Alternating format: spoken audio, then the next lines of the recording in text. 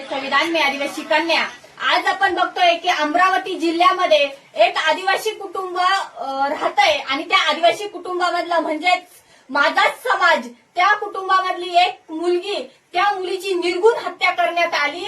तर त्या हत्येमागचं कारण जे पुरावे आहे, ते जे भाडकाऊ आहे, ते पुरावे नष्ट करायचं काम करत आहे। आणि तुम्ही किती पुरावे नष्ट करा, पण ज्या ठिकाणी मी स्वतः उतरते ना, त्या ठिकाणी किती एखादा मातंबर असला ना, त्याचा माज मोडायला मी खूप खंबीर आहे।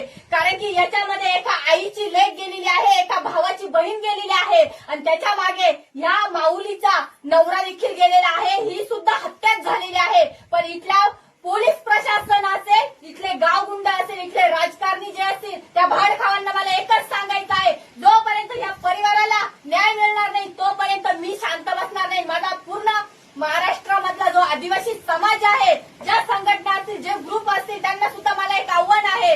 अरे आपली एक बहीण गेली आहे आणि ह्या बहिणीसाठी तुम्ही सगळ्यांनी उतरायचं आहे। कारण की जोपर्यंत ह्या बहिणीला न्याय मिळणार नाही तोपर्यंत मी तर शांत बसणार नाही। पण माझ्या मागे माझे जेवढे लाखोनी भाऊ आहे, हे देखील या प्रकरणामध्ये उतरून आणि ह्या बहिणीला न्याय मिळवून द्यायचा आहे। आणि इथला जो आपला सरकार आहे, हा सरकार जो मुंग घेऊन बसलेला आहे ना, याला एखाद्या ठिकाणी एखाद्या मंत्र्या संत्र्याच्या घरी एवढी जरी गोष्ट झाली ना, हा तिला त्याची आई घालत जातो आणि भेट देतो। आणि ह्या परिवाराला आज 1 वर्ष झालं तरी कोणी देखील भेट द्यायला आलेलं नाही।